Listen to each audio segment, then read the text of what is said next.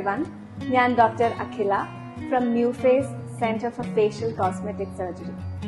എന്താണ് GFC treatment അല്ലെങ്കിൽ എന്താണ് PRPയും GFCയും തമ്മിലുള്ള വ്യത്യാസം?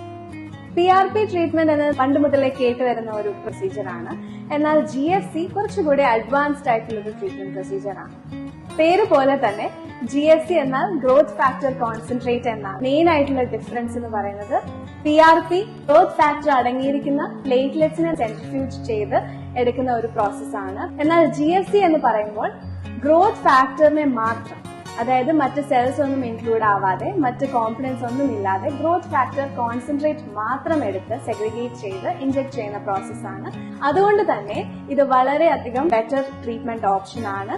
ഇത് കൂടുതലായിട്ടും ഹെയർ സ്റ്റിമുലേഷനെ ഫോക്കസ് ചെയ്യുന്ന ഒരു പ്രോസസ്സാണ്. മറ്റ് കോമ്പണൻസ് ഒന്നും ഇതിലില്ല എന്നതുകൊണ്ട് തന്നെ പെയിൻ ഫാക്ടർ PRPയെ കമ്പയർ ചെയ്യുമ്പോൾ വളരെ കുറവായിരിക്കും. 3 to 4 സെഷൻസ് ആണ് നമ്മൾ യൂഷ്വലി GFC ട്രീറ്റ്മെന്റിൽ കൊടുക്കുന്നത്. പേഷ്യൻസ് എങ്ങനെ റിയാക്ട് ചെയ്യുന്നു എന്നതനുസരിച്ചാണ് നമ്മൾ അത് സ്പേസ് ചെയ്യുന്നത്.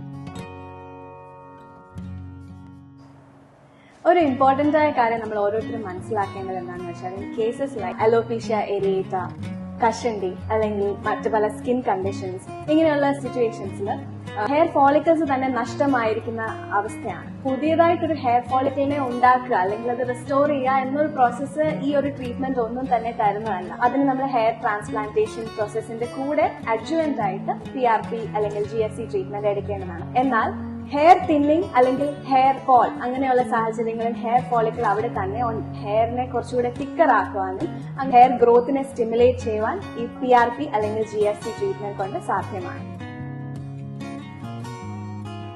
നമ്മൾ ഏതൊരു ട്രീറ്റ്മെന്റ് ചെയ്യുമ്പോഴും നമ്മുടെ ആദ്യത്തെ ക്വസ്റ്റ്യൻ അതിന് സൈഡ് എഫക്ട്സ് ഉണ്ടോ എന്ന ക്വസ്റ്റ്യൻ ആണ്. PRP അല്ലെങ്കിൽ GFC പോലെയുള്ള ട്രീറ്റ്മെന്റ്സ് എടുക്കുമ്പോൾ നമ്മുടെ തന്നെ ബ്ലഡ് എടുത്താണ് ഒരു ടാർഗറ്റഡ് ഏരിയയിലേക്ക് നമ്മൾ അത് ഇൻജെക്ട് ചെയ്യുന്നത്. അതുകൊണ്ട് തന്നെ 0 സൈഡ് എഫക്ട്സ് അല്ലെങ്കിൽ ഒരു ഹാർംഫുൾ എഫക്റ്റും PRP അല്ലെങ്കിൽ GFC തുടങ്ങിയ ട്രീറ്റ്മെന്റ്സിൽ ഇല്ല എന്നാണ്.